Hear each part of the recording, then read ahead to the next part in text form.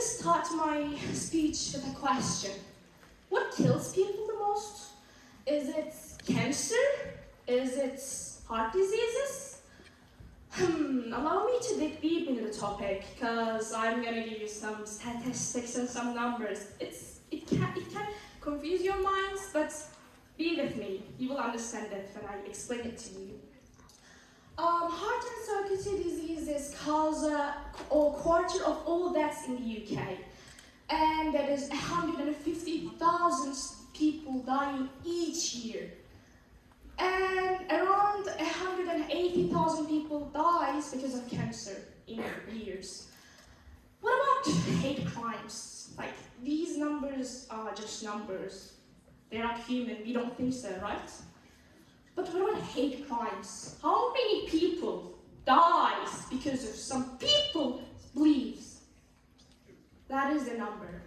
155,841 victims of hate crimes.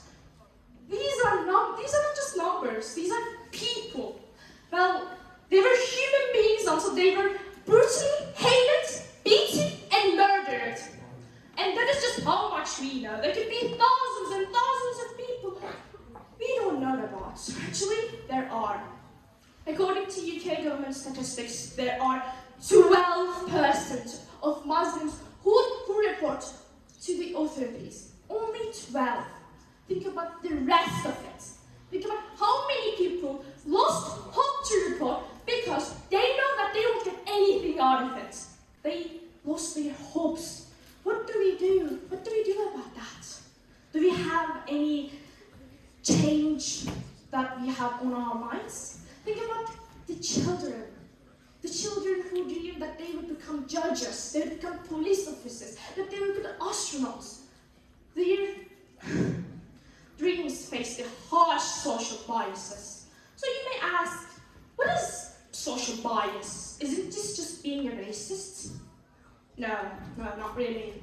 You can be a racist, racism usually has action. However, social biases don't have that. Social biases finish off with a thought, you think so. It's like you thinking, my anger issues have something to do with me being from Black Sea region. It doesn't hurt the thing, right? Well, you think so. Your thoughts don't kill anyone. Is it? Is that so? You heard the numbers. Do you still think so? You heard about these statements at least once in your lifetime. You're black, so you have to be loud. You have to steal. You have to play jazz. Or you're Asian. You have to be smart. You have to eat smelly food.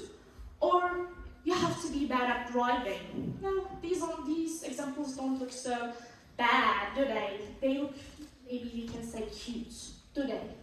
You're Muslim, you have to be a migrant, you have to be oppressed, you have to be a terrorist. This list can go on and on. Is it what we become? Why? Why do we have these cruel injustice? Do we have that? Why do we have that?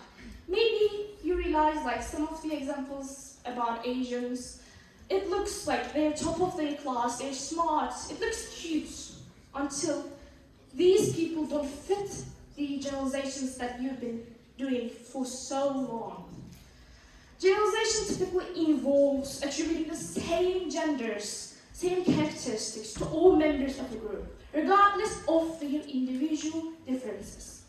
It is often, always, based on misconceptions, incomplete information, or false generalization. In most of the cases, all of them, these are negative. Even those who are well-meaning and not overtly biased can nevertheless stereotype people. Just because of your skin, your hair color, or the way you want to dress up, or the way you want to express your religion can change how people perceive you. Think about tiny, minor 6-year-olds going to school just to learn. But they just learn that they have some biases, that the other 6-year-olds have some biases against them, and they're getting discriminated against. Well, the other 6-year-olds may not be like that innocent, but their parents were taught with articles. That is also a social bias. Well, the biased looks get so popular at some point that they become stolen cultures, like soft eyebrows and brown girls thought to be looking basic, lazy, or the oils that they use to look after their hair thought to be looking oily and dirty looking. The moisturized skin thought to be looking oily, and just to steal their culture, because they made fun of those girls, they made fun of those innocent girls for their culture, just to steal their culture, and now they call it clean girl style. Now they are the it girls. Was it also being the it girl when they banned and dragged down the girls who wore hijab? I will be telling you about the other differences. Well, there is these sayings to the people of my and your base. Why are you wearing a hijab? Are you oppressed? Or, oh, you don't need to fast. You can eat. I won't tell anyone. These statements turned into, oh, look at my new baklava. It is so trendy. Or, I want a new tactic to slim down. You only eat once a day in 12 hours. It's called fasting. Why? Why do we have this? Why do we let this happen? I promised my friends who were all over the world who faced these social biases that I would tell their stories. Asia from Malaysia. She was constantly made fun of because she was wearing a hijab and the other kids thought she smelled weird since her hair was on the show anyway. Aisha didn't have friends for 5 whole years in the UK. Or, well, unfortunately, neither did my Palestinian friend who lives in the USA have friends. Why? The other kids didn't include him when they played or chatted. They thought he would be too violent anyway. They thought he wouldn't understand the language since he was a dumb Arab anyway. They thought so. But where do these anyways go? Will there be no one to stop these anyways? Malcolm X took a huge step, big step. Now it is on us, it is on you that you're going to change this. We are not the future, we are here, we are present, and we have to clean our heads from these unfair judgments that is happening in all over the world.